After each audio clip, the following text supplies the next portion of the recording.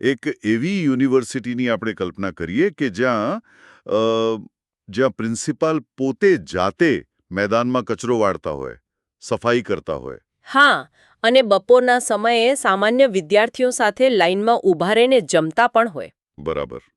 એટલે આ કોઈ કાલ્પનિક વાર્તા નથી કે કોઈ આદર્શવાદી ફિલ્મી દ્રશ્ય પણ નથી. આજના આ ઊંડાણપૂર્વક વિશ્લેષણમાં તમારું સ્વાગત છે. ચોક્કસ. આજે આપણે ડોક્ટર મફતલાલ પટેલના એક બહુ જ રસપ્રદ સંશોધન પર આધારિત ચર્ચા કરવાના છીએ. એમના અમેરિકા અને આપણી સ્થાનિક શાળાઓના શિક્ષકોની ભૂમિકાના તુલનાત્મક અભ્યાસનું આપણે વિશ્લેષણ કરીશું. બરાબર છે. અને આ માત્ર બે દેશોની શૈક્ષણિક પદ્ધતિઓની સરખામણીનો વિષય નથી. જ્યારે આપણે આ સ્ત્રોતોનો ઊંડાણપૂર્વક અભ્યાસ કરીએ છીએ ને, ત્યારે સ્પષ્ટ થાય છે કે આખી ચર્ચા કંઈક અલગ જ મુદ્દા પર છે. હા, શિક્ષણમાં શિક્ષકની ભૂમિકા અને વહીવટી માનસિકતા વિશે. રાઈટ. એક્ઝેક્ટલી. શિક્ષણ વ્યવસ્થામાં વર્ષોથી ઘર કરી ગયેલા પેલા ભય અને અહંકારની મનોવૈજ્ઞાનિક અસરો વિશે છે આખી વાત. એટલે આપણું મિશન આજે એ સમજવાનું છે કે માત્ર મોટી ઇમારતો કે સ્માર્ટ ક્લાસરૂમ્સ જ પૂરતા નથી, પણ શૈક્ષણિક વાતાવરણ વિદ્યાર્થીના સર્વાંગી વિકાસ પર કેવી અસર કરે છે એ ડીકોડ કરવાનું છે. હા, હું માનું છું કે આ વિશ્લેષણ આપણને એ સમજવામાં બહુ મદદ કરશે કે વહીવટી માનસિકતા કેવી રીતે એક નાના બાળકના મગજના વિકાસથી લઈને છેક યુનિવર્સિટી કક્ષાએ થતા મુક્ત વિચારોના આદાનપ્રદાનને સીધી અસર કરે છે. તો ચાલો આ બાબતને જરા વિગતવાર સમજીએ. શરૂઆત આપણે એકદમ પાયાથી કરીએ.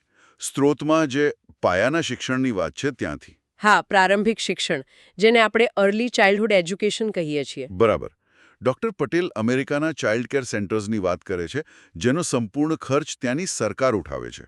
પણ અહીં જે સૌથી અલગ અને રસપ્રદ એંગલ જોવા મળે છે તે એ છે કે ત્યાં શિક્ષકની ભૂમિકા કોઈ પ્રોફેશનલ ટ્રેનર જેવી નથી હોતી. તો કેવી હોય છે? એકદમ માતા જેવી હોય છે. એટલે કે જો કોઈ બાળક વધુ જમે કે વધારાનું જ્યુસ માંગે તો શિક્ષક તેને ક્યારેય ના નથી પાડતા. અરે વાહ! હવે અહીં મને એક સવાલ થાય છે. હું વિચારતો હતો કે શું આટલી બધી છૂટછાટ આપવાથી બાળક બગડી ન જાય? મતલબ શિસ્તના નામે થોડી કડકાઈ જરૂરી નથી હોતી? દેખીતી રીતે આપણને એવું જ લાગે, પણ બાળ મનોવિજ્ઞાન કંઈક અલગ જ કહે છે. હું સમજાવું તમને. હા, પ્લીઝ. 3 થી 5 વર્ષની ઉંમર એ બાળકના મગજનો સૌથી જટિલ વિકાસકાળ હોય છે. જ્યારે બાળક પહેલીવાર પોતાના ઘરની સુરક્ષિત જગ્યામાંથી બહાર આવે છે ને, ત્યારે તેનું મગજ સતત કોઈ ખતરું શોધતું હોય છે. અચ્છા, એટલે એને ડર લાગતો હોય છે. બિલકુલ. અને જો તેને શાળામાં કડકાઈ કે ડરનો સામનો કરવો પડે તો તેનું મગજ તરત જ સર્વાઇવલ મોડ એટલે કે બચાવની સ્થિતિમાં જતું રહે છે.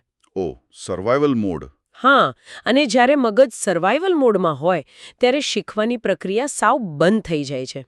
આ તો બહુ નવી વાત જાણવા મળી. આનાથી વિપરીત જો તેને ત્યાં માતા જેવો જ વ્યવહાર અને સંપૂર્ણ સ્વીકૃતિ મળે ને, તો મગજ એકદમ શાંત થાય છે અને મુક્તપણે લર્નિંગ મોડમાં પ્રવેશે છે. એટલે કે શિસ્ત કરતાં સુરક્ષાનો અહેસાસ વધુ જરૂરી છે. સાચી વાત. ત્યાં શિક્ષકોને માત્ર રમકડા પકડાવી દેવા માટે નથી રખાતા, પણ બાળકોના આ ભાષાકીય, શારીરિક અને સંવેદનાત્મક વિકાસને વૈજ્ઞાનિક ઢબે સંભાળવા માટે ખાસ તાલીમ આપવામાં આવે છે. અદ્ભુત. આ બહુ જ રસપ્રદ મિકેનિઝમ છે. અને આ જ પેટર્ન કદાચ પ્રાથમિક શાળામાં પણ જોવા મળે છે. હા, ત્યાંની પ્રાથમિક શાળાની વાસ્તવિકતા પણ બહુ અલગ છે. મેં સ્ત્રોતમાં વાંચ્યું કે ત્યાંની વ્યવસ્થા કેટલી સુદૃઢ છે. તેનું એક ઉદાહરણ એ છે કે અમેરિકામાં રજાઓ પડતા પહેલાં જ આવતા સત્ર માટે શિક્ષકોની નિમણૂક થઈ જાય છે. એક્ઝેક્ટલી. એડવાન્સમાં જ બધું નક્કી હોય અને દરેક વર્ગમાં માત્ર 16 થી 18 બાળકો જ હોય છે. પણ સૌથી આશ્ચર્યજનક વાત મને એ લાગી કે બાળક શાળામાં પ્રવેશે ત્યારે શિક્ષકે ગેટ પર ઊભા રહીને દરેકનું સ્વાગત કરવું પડે છે. હા, એ એમનો રોજિંદો નિયમ છે. હવે પ્રેક્ટિકલી વિચારીએ તો શું આ માત્ર એક દેખાડો કે માઇક્રો મેનેજમેન્ટ નથી લાગતું? શિક્ષકનું મુખ્ય કામ તો ક્લાસરૂમમાં ભણાવવાનું છે. ગેટ પર ઊભા રહીને આવકારવામાં શૈક્ષણિક મૂલ્ય શું હોઈ શકે? ના, આ કોઈ દેખાડો નથી. આની પાછળ એક બહુ મોટું સાયકોલોજીકલ કારણ કામ કરે છે. અચ્છા, એ શું છે? શિક્ષક જ્યારે ગેટ પર બાળકને મળે છે ત્યારે તે માત્ર ઔપચારિકતા નથી કરતો, પણ તે દરેક બાળકનું ઇમોશનલ ચેક ઇન કરી રહ્યો હોય છે. Emotional check-in. એટલે કે બાળકની મનોસ્થિતિ તપાસે છે. બરાબર. બાળકના ચહેરા પરથી, તેની ચાલ પરથી જ એક તાલીમબદ્ધ શિક્ષક સમજી જાય છે કે બાળક આજે ખુશ છે કે ઘરેથી કોઈ ઝઘડો જોઈને આવ્યું છે કે પછી ઉદાસ છે. ઓહ, આ તો બહુ ઝીણવટભર્યું કામ કહેવાય. હા, અને બીજું, જો કોઈ બાળક ગેરહાજર હોય તો શિક્ષક માત્ર રજિસ્ટરમાં લાલ પેનથી ગેરહાજરી પૂરીને બેસી નથી રહેતા. તો શું કરે છે? તેઓ તરત જ વાલીને ફોન કરીને કારણ પૂછે છે. આ માત્ર હાજરીની ટકાવારી જાળવવા માટે નથી, પણ એક સામાજિક સુરક્ષા જાળ માટે છે. રાઈટ, એટલે કે સોશિયલ સેફ્ટી નેટ. હા, જેનાથી બાળકને અને વાલીને એવો અહેસાસ થાય છે કે કોઈ મારી નોંધ લઈ રહ્યું છે, મારું અસ્તિત્વ અગત્યનું છે. વાહ! આ બાબતને જો આપણે આપણી સ્થાનિક સિસ્ટમ સાથે સરખાવીએ ને તો આખું ચિત્ર જ સાવ અલગ દેખાય છે. બિલકુલ અલગ છે. સ્ત્રોતમાં બહુ સ્પષ્ટ નોંધ્યું છે તેમ આપણા વિસ્તારની કેટલીક વ્યવસ્થાઓમાં સપ્ટેમ્બર મહિના સુધી શિક્ષકોની નિમણૂક જ નથી થતી. હા, એ બહુ મોટી સમસ્યા છે આપણે ત્યાં. જૂનમાં શાળા શરૂ થાય, બાળકો હોંશે હોંશે ભણવા માંડે, પણ પૂરતા શિક્ષકો હોય જ નહીં. મને તો આ પેલી એડવાન્સ બુકિંગવાળી ફ્લાઇટ જેવી વાત લાગે છે. ફ્લાઇટ જેવી વાત એટલે? એટલે કે અમેરિકાની સિસ્ટમ પેલા એડવાન્સ બુકિંગવાળી ફ્લાઇટ જેવી છે, જ્યાં ઉડાન ભરતા પહેલા જ પાયલટ, ક્રૂ મેમ્બર્સ અને બધી વ્યવસ્થા તૈયાર હોય છે. બરાબર છે, પાયલટ તૈયાર જ હોય. હા, પણ જ્યારે આપણી સિસ્ટમમાં કેવું છે કે વિમાન રનવે પર દોડવા લાગે, છેક હવામાં પહોંચી જાય અને પછી અચાનક જાહેરાત થાય કે પાયલટની શોધખોળ શરૂ છે. બહુ જ સચોટ ઉદાહરણ આપ્યું. અને આ પ્રારંભિક વિલંબની અસર બહુ ઘેરી હોય છે, ખબર છે? કેવી રીતે? જ્યારે સિસ્ટમ જ બાળકોના સમય અને શિક્ષણ પ્રત્યે આટલી બેદરકાર હોય, ત્યારે બાળકોના અર્ધજાગૃત મનમાં એવો સંદેશ જાય છે કે શિક્ષણ એ કોઈ ગંભીર પ્રક્રિયા નથી. સાચી વાત છે. બાળકો પણ સિસ્ટમને ગંભીરતાથી નથી લેતા પછી. એક્ઝેક્ટલી. જ્યારે પેલી અમેરિકન પદ્ધતિમાં શિક્ષક સમયસર હાજર રહીને અને સક્રિય રસ દાખવીને જવાબદારીનું એક જીવંત ઉદાહરણ પૂરી પાડે છે. આ પદ્ધતિ બાળકોને માત્ર ગણિત કે વિજ્ઞાનના દાખલા નથી શીખવતી, પણ જીવન કેવી રીતે જીવવું અને બીજા વ્યક્તિનું સન્માન કેવી રીતે કરવું તેનો પાયો નાખે છે. આ તો થઈ પાયાની વાત. પણ જ્યારે આ જ બાળકો મોટા થઈને યુનિવર્સિટીમાં જાય છે, ત્યારે આ સમાનતાનું મૂલ્ય કેવી રીતે સચવાય છે, એ જોવું રસપ્રદ છે. હા, કારણ કે ઉચ્ચ શિક્ષણમાં તો માળખું સાવ બદલાઈ જાય છે. બરાબર. યુનિવર્સિટી લેવલે તો વહીવટ ઘણો મોટો હોય છે અને ત્યાં જ અસલી સત્તાનો ખેલ શરૂ થાય છે. પણ સ્ત્રોતની માહિતી પ્રમાણે અમેરિકામાં પ્રિન્સિપલ અને શિક્ષક વચ્ચે પદનો કોઈ ભેદભાવ હોતો નથી. હા, ત્યાં એવું નથી હોતું કે હું સાહેબ છું ને તું સામાન્ય શિક્ષક. એ જ તો. પ્રિન્સિપલ કોઈ એવા સાહેબ નથી હોતા જેની આસપાસ બધાએ ચમચાગીરી કરવી પડે. અને શરૂઆતમાં મેં જે પેલી કચરો વાળતા પ્રિન્સિપલની વાત કરીને તે ડૉક્ટર પટેલના લોસ એન્જલ્સની સોકા યુનિવર્સિટીના અનુભવનો હિસ્સો છે. ઓહ, સોકા યુનિવર્સિટી. હા, આ કોઈ સામાન્ય યુનિવર્સિટી નથી.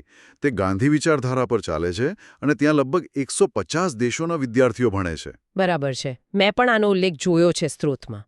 જ્યારે ડૉક્ટર પટેલ ત્યાંના પ્રિન્સિપલને મળવા ગયા, ત્યારે તેમણે જોયું કે પ્રિન્સિપાલ જાતે મેદાનમાં સફાઈ કરી રહ્યા હતા. અને ત્યારબાદ બપોરના સમયે સામાન્ય વિદ્યાર્થીઓની વચ્ચે લાઇનમાં ઊભા રહીને જમી પણ રહ્યા હતા. હા, આશ્ચર્યની વાત તો ત્યારે થઈ જ્યારે લેખકે તેમને પૂછ્યું કે મારે તમારી સાથે ચર્ચા કરવી છે, તો ચાલો આપણે તમારી ઓફિસમાં બેસીએ. તો પ્રિન્સિપાલે શું જવાબ આપ્યો? તે પ્રિન્સિપાલે બહુ જ સહજતાથી જવાબ આપ્યો કે મારી કોઈ અલગ ઓફિસ છે જ નહીં. આ બધી ઓફિસો મારી જ છે. ચાલો આપણે ગમે ત્યાં બેસીએ. વાહ! પણ અહીં મારે થોડો સામો તર્ક રજૂ કરવો છે. હા, ચોક્કસ. જો યુનિવર્સિટીના પ્રિન્સિપાલ કચરો વાળતા હોય કે ભોજન માટે લાઇનમાં ઊભા રહેતા હોય, તો પછી આટલો મોટો વહીવટ કોણ સંભાળે? તમારો સવાલ વ્યાજબી છે. એટલે શું આ બધું માત્ર એક માર્કેટિંગ ગિમિક અથવા પબ્લિક રિલેશન માટેનો દેખાડો નથી લાગતો? કારણ કે શુદ્ધ મેનેજમેન્ટની દૃષ્ટિએ જોઈએ તો આ સમયનો બગાડ ગણી શકાય. પ્રિન્સિપલનું કામ તો પોલિસી બનાવવાનું છે ને, સફાઈ કરવાનું થોડું છે. સામાન્ય રીતે આપણને એવું જ લાગે. પણ અહીં આપણે વિકેન્દ્રિત નેતૃત્વ એટલે કે ડિસેન્ટ્રલાઇઝ્ડ લીડરશિપના કન્સેપ્ટને સમજવો પડે. અચ્છા, આ ડિસેન્ટ્રલાઇઝ લીડરશિપ કેવી રીતે કામ કરે? જુઓ, આ કોઈ દેખાડો નથી. જ્યારે કોઈ સંસ્થામાં સિસ્ટમ એટલી મજબૂત, સ્વયંસંચાલિત અને પારદર્શક હોય ને, ત્યારે પ્રિન્સિપાલને આખો દિવસ ફાઇલોના ઢગલા વચ્ચે બેસીને લોકો પર નજર રાખવાની જરૂર નથી પડતી. એટલે કે વહીવટી કામ એની મેળે થતું હોય છે. એક્ઝેક્ટલી. તેમનું કામ એક માર્ગદર્શકનું હોય છે. જ્યારે પ્રિન્સિપાલ મેદાનમાં સફાઈ કરે છે, ત્યારે તે આખી યુનિવર્સિટીને એક બહુ જ પાવરફુલ સંદેશ આપે છે કે અહીં કોઈ કામ નાનું નથી અને કોઈ વ્યક્તિ મોટી નથી, રાઈટ? બિલકુલ. અને આનાથી સંસ્થામાં રહેલો પાવર ડિસ્ટન્સ એટલે કે સત્તાનું અંતર શૂન્ય થઈ જાય છે. એટલે મારો કહેવાનો અર્થ એ છે કે બ્રિટિશ કાળથી ચાલી આવતી પેલી સાહેબ પરંપરાનો સંપૂર્ણ અંત આવી જાય છે. હા, કારણ કે આપણે ત્યાં તો મોટાભાગે શાળાઓ અને કોલેજોમાં કેબિન કલ્ચર જોવા મળે છે. સાચી વાત છે. આપણે ત્યાં કોઈ વાલી કે વિદ્યાર્થી જાય તો સાહેબ મીટિંગમાં છે કે સાહેબ બહાર ગયા છે એવો જ જવાબ મળે. બરાબર. આ સાહેબ સંસ્કૃતિ માત્ર એક વહીવટી માળખું નથી, પણ તે ભય અને અહંકારનું સીધું પ્રતીક છે. અહંકારનું પ્રતીક? બરાબર. ડોક્ટર પટેલના વિશ્લેષણ મુજબ આઝાદી પછી પણ આપણા અહંકાર અને સત્તાના નશાને છોડી શક્યા નથી. આ બહુ દુઃખદ બાબત છે. અને જ્યારે શૈક્ષણિક સંસ્થામાં ડર અને આધીનતાનું વાતાવરણ હોય ને, ત્યારે સાચું શિક્ષણ ક્યારેય ખીલી શકતું નથી. લોકશાહી ઢબના શિક્ષણ માટે સમાનતા અનિવાર્ય છે. એટલે જ્યારે સત્તાનો ડર ન હોય ત્યારે જ વિદ્યાર્થીઓ અને શિક્ષકો નિર્ભયતાથી પોતાના અભિપ્રાય રજૂ કરી શકે છે. બિલકુલ. અને કોઈ પણ સંકોચ વિના સવાલો પૂછી શકે છે. નવા વિચારો હંમેશા સમાનતા અને ભયમુક્ત વાતાવરણમાં જ આકાર લે છે. આ મુક્ત વાતાવરણ અને જ્ઞાન પ્રત્યેના અસાધારણ આદરની વાત આવે એટલે સ્ત્રોતમાં આપેલો પેલો પુસ્તકાલય એટલે કે લાઇબ્રેરીનો પ્રસંગ ખૂબ જ પ્રસ્તુત બને છે. હા, એ પ્રસંગ તો બહુ જ અદ્ભુત છે. લેખક પોતે મનોવિજ્ઞાનના પ્રોફેસર હોવાથી જ્યારે તેઓ ત્યાંની લાઇબ્રેરીમાં ગયા ત્યારે તેમણે લાઇબ્રેરિયન પાસે સ્કિઝોફ્રેનિયા વિશે માહિતી માંગી. Right, schizophrenia. હવે આપણે ત્યાં સામાન્ય રીતે લાઇબ્રેરિયન કદાચ કોમ્પ્યુટરમાં ચેક કરીને કહી દે કે ફલાણા નંબરના કબાટમાં પુસ્તક પડ્યું છે, તમે જાતે જોઈ લો. હા, મોટા ભાગે એવો જ રિસ્પોન્સ મળે. જોકે અહીં આગળ વધતા પહેલા સ્કિઝોફ્રેનિયા વિશે થોડી સ્પષ્ટતા કરવી જરૂરી છે. આ મગજની એક એવી ગંભીર અને જટિલ બીમારી છે જેમાં વ્યક્તિ વાસ્તવિકતા અને પોતાના કાલ્પનિક ભ્રમ વચ્ચેનો ભેદ પારખી શકતી નથી. હા, એ બહુ જ જટિલ માનસિક રોગ છે. તો આવા જટિલ વિષય પર લાઇબ્રેરીને જે રીતે મદદ કરી તે ખરેખર નોંધપાત્ર હતું. ત્યાંની લાઇબ્રેરીની કામગીરી જુઓ તમે. લાઇબ્રેરિયને માત્ર દિશા ન બતાવી, પરંતુ જાતે જ વિવિધ સંદર્ભ પુસ્તકો શોધી કાઢ્યા. અચ્છા, જાતે મહેનત કરી. હા, અને તેમાંથી સ્કિઝોફ્રેનિયા વિશેની ચોક્કસ માહિતી એકત્ર કરી અને 100 પાનાની ઝેરોક્સ કાઢીને લેખકને હાથમાં આપી. 100 પાનાની ઝેરોક્સ? પણ આખી ઘટનાનો સૌથી મોટો બોધપાઠ ત્યારે મળ્યો જ્યારે લેખકે તે ઝેરોક્સના પૈસા ચૂકવવા માટે પોતાનું પાકીટ કાઢ્યું. હા, એ જ તો મેઇન વાત છે. લાઇબ્રેરિયને પૈસા લેવાની સ્પષ્ટ ના પાડી દીધી. અને બહુ ગર્વથી શું કહ્યું ખબર છે? અમે કોઈની પાસેથી પૈસા લેતા નથી. આપના જેવા વાચકો જ અમારું સાચું ધન છે. ખરેખર બહુ મોટી વાત કહેવાય આ. હા, પણ આ સાંભળવામાં બહુ આદર્શ અને સુંદર લાગે છે. પણ પ્રેક્ટિકલી વિચારીએ તો આર્થિક રીતે આ કેમ પોસાય? તમારો સવાલ સાચો છે. કોઈ લાઇબ્રેરી રોજના આવા હજારો પાનાની ઝેરોક્સ મફતમાં વિદ્યાર્થીઓ કે પ્રોફેસરોને આપે તો તેનું ફંડિંગ ક્યાંથી આવે? તો તમને શું લાગે છે, આનું શું કારણ હશે? મને એવું લાગે છે કે આનું મુખ્ય કારણ એ હશે કે ત્યાંની સિસ્ટમ પોતાનું બજેટ મોટા વહીવટી ખર્ચાઓ કે ઢાંચાકીય દેખાવ કરવાને બદલે સીધી જ્ઞાનના પ્રસાર અને વાચક પાછળ રોકે છે. પ્રાથમિકતા સ્પષ્ટ છે. આ બહુ ઊંડું નિરીક્ષણ છે તમારું. જ્યારે સંસ્થાનો ઉદ્દેશ્ય માત્ર જ્ઞાન આપવાનો હોય ને, ત્યારે સંસાધનોની ફાળવણી આપોઆપ યોગ્ય જગ્યાએ થાય છે. બરાબર છે. અને આ જ બાબતને ડોક્ટર પટેલ આપણી સ્થાનિક પરિસ્થિતિની વાસ્તવિકતા સાથે સરખાવે છે.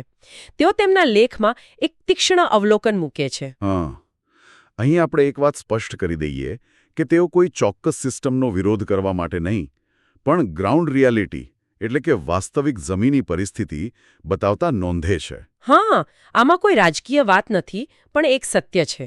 આપણા વિસ્તારમાં મોટી મોટી ઇમારતોવાળા પુસ્તકાલયો તો ઊભા કરી દેવાયા છે, પણ ત્યાં ગ્રંથપાલો એટલે કે લાઇબ્રેરિયન જ નિમવામાં નથી આવતા. મતલબ કે હાર્ડવેર છે પણ સોફ્ટવેર ગાયબ છે. હા, એક્ઝેક્ટલી એવું જ કહી શકાય.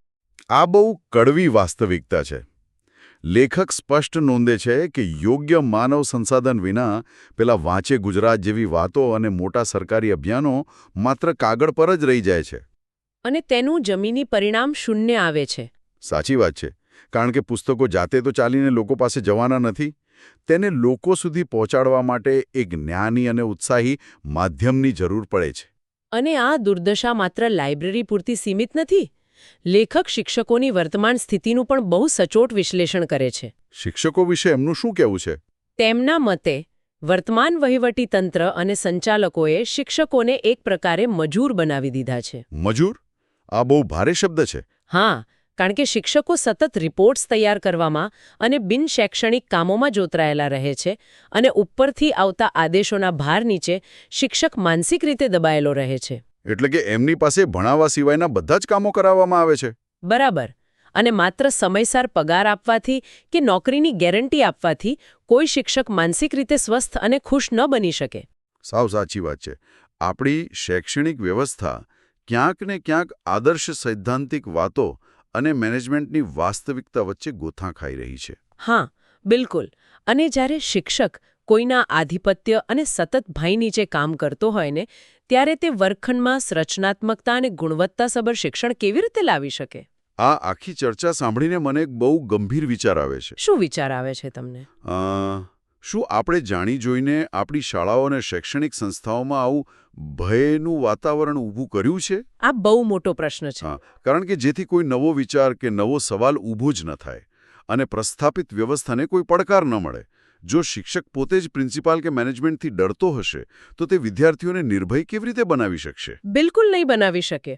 ડરપોક શિક્ષક ક્યારેય નીડર વિદ્યાર્થીઓનું ઘડતર ન કરી શકે. બરાબર છે. અને આ જ આખા વિશ્લેષણનો હાર્દ છે. સ્ત્રોત પણ આ જ વાત પર સૌથી વધુ ભાર મૂકે છે કે ભયમુક્ત વાતાવરણ હોવું જોઈએ. હા, આયકા અને પશ્ચિમના દેશોએ પોતાની શૈક્ષણિક સંસ્થાઓમાંથી આ ભય અને સત્તાના માળખાને મૂળમાંથી કાઢી નાખ્યું છે. જ્યારે શિક્ષક ભય મુક્ત હોય છે ત્યારે તે વિદ્યાર્થીઓ સાથે એક મુક્ત અને જીવંત સંવાદ સ્થાપી શકે છે. એટલે ત્યાં કોઈ પણ જાતના ડર વગર ચર્ચા થઈ શકે છે. હા, ત્યાં દરેક વ્યક્તિ, પછી તે નાનો વિદ્યાર્થી હોય કે પીઢ પ્રોફેસર, પોતાની વાત, સત્ય અને હકીકત નિર્ભયપણે રજૂ કરી શકે છે. જ્યાં સુધી શિક્ષક માનસિક રીતે સ્વતંત્ર અને સ્વસ્થ નહીં હોય ત્યાં સુધી એક સ્વસ્થ અને પ્રગતિશીલ સમાજનું નિર્માણ સંપૂર્ણપણે અશક્ય છે. સાચી વાત છે. ભય આધારિત સિસ્ટમ ફક્ત આજ્ઞાકારી રોબોટ્સ પેદા કરી શકે, સ્વતંત્ર વિચારકો નહીં. એક્ઝેક્ટલી. રોબોટ્સ જ પેદા થાય. તો આ આખી વાતનું સારે છે કે ઉત્તમ શિક્ષણ માટે માત્ર મોટી ઇમારતો, સ્માર્ટ ક્લાસ કે હાઈટેક સુવિધાઓ જ પૂરતી નથી. એ બધું ગૌણ છે. તો મુખ્ય શું છે? પાયાની અને મુખ્ય જરૂરિયાત છે શિક્ષકનું સન્માન, વહીવટમાં સમાનતા, અહંકારમુક્ત આચાર્ય અને સૌથી અગત્યનું ડર વગરનું મુક્ત વાતાવરણ. બરાબર. ડૉક્ટર પટેલનો આ લેખ માત્ર કોઈ વ્યવસ્થાની ટીકા નથી, પરંતુ આપણી સામાજિક અને શૈક્ષણિક માનસિકતાને સમજવા માટે પૂરો પાડવામાં આવેલો એક અત્યંત સ્પષ્ટ અરીસો છે. અને આ માહિતી આપણે શા માટે જાણવી જોઈએ ખબર છે? કેમ? કારણ કે શિક્ષણ એ આપણા દેશના ભવિષ્યનો એકમાત્ર પાયો છે. જો પાયામાં જ ડર છુપાયેલો હશે અને પેલી સાહેબ બનવાની કે ચમચાગીરી કરવાની વૃત્તિ જળવાયેલી રહેશે ને તો આવનારી પેઢી ક્યારેય નવીનતા, સંશોધન કે out of the box thinking તરફ વળી નહીં શકે. આઉટ ઓફ ધ બોક્સ વિચારવા માટે મુક્તિ જોઈએ. હા, નવા સંશોધનો માટે મુક્ત આકાશની જરૂર પડે છે, બંધ પાંજરાની નહીં. આ કોઈ વિદેશી પદ્ધતિનું આંધળું અનુકરણ કરવાની વાત બિલકુલ નથી. રાઈટ. આપણે કોઈની નકલ નથી કરવાની. પણ મૂળભૂત માનવીય ગૌરવ અને સમાનતાને આપણા શૈક્ષણિક માળખામાં પાછા લાવવાની વાત છે. ચોક્કસ. આપણે ઘણીવાર સિસ્ટમ બદલવાની બહુ મોટી વાતો કરીએ છીએ, પણ કદાચ વાસ્તવિક શરૂઆત બિલ્ડિંગના રંગ બદલવાથી નહીં પણ આપણી માનસિકતા બદલવાથી કરવાની જરૂર છે. બિલકુલ સાચી વાત કહી તમે. અને આપણે આટલી વિસ્તૃત અને ઊંડી ચર્ચા કરી છે તો અંતે એક એવો વિચાર ચોક્કસ મૂકવો જોઈએ જે સાંભળનાર દરેક વ્યક્તિને આ વિષય પર પોતાની રીતે વધુ વિચારવા મજબૂર કરે. હા, આ મૂળ સ્ત્રોતની ફિલસૂફી પરથી એક બહુ રસપ્રદ સવાલ ઊભો થાય છે. એ કયો સવાલ છે? જરા શાંતિથી કલ્પના કરીએ. જો આવતીકાલે સવારે આપણી આસપાસની દરેક ઓફિસો, સંસ્થાઓ અને શાળાઓમાંથી આ બ્રિટિશ કાળની સાહેબ સંસ્કૃતિ સંપૂર્ણપણે નાબૂદ થઈ જાય અને પદનો કોઈ જ ભેદભાવ ન રહે તો શું થશે? ઓહ, આ તો બહુ મોટી કલ્પના છે. હા, શું આનાથી અંધાધૂંધી ફેલાશે કે પછી આપણે સાથે મળીને કામ કરવાની અને શીખવાની એક સાવ નવી જ અને કદાચ વધુ પ્રભાવશાળી અને માનવીય પદ્ધતિ શોધી શકીશું? શું સાચી લોકશાહીની શરૂઆત આપણા દેશના સંસદ ભવનને બદલે આપણા વર્ગખંડોના વાતાવરણથી ન થવી જોઈએ? આ ખરેખર રૂવાડા ઊભા કરી દે તેવો અને મનને ઝંઝોડી નાખે તેવો પ્રશ્ન છે. સાચી લોકશાહી વર્ગખંડમાંથી શરૂ થાય છે. અદ્ભુત. હા, એ જ વિચારવાનું છે. અને જ્યારે પણ આપણે શિક્ષણ અને સત્તા વિશે વિચાર કરતા હોઈએ ત્યારે પેલું દ્રશ્ય ચોક્કસ યાદ રાખવા જેવું છે. એ પ્રિન્સિપાલ જે પોતાના હાથમાં સાવરણી લઈને મેદાનમાં કચરો વાળી રહ્યા છે. બિલકુલ. એ દ્રશ્ય ઘણું બધું કહી જાય છે. કારણ કે તેમને ખબર છે કે શિક્ષણ એ કોઈના પર રાજ કરવાનું કામ નથી, પણ આખા સમાજને સ્વચ્છ, સુંદર અને સમાન બનાવવાની જવાબદારી છે. એકદમ સાચી વાત. આ જ પ્રબળ વિચાર સાથે આપણે આજના આ ઊંડાણપૂર્વકના વિશ્લેષણને અહીં જ વિરામ આપીએ છીએ. આશા છે કે આ ચર્ચાથી વિચારવાની ઘણી નવી દિશાઓ ખોલી હશે. હા, ચોક્કસ. ફરી મળીશું એક નવા વિષય અને સ્ત્રોતોના નવા પૃથક્કરણ સાથે. રજા લઈએ.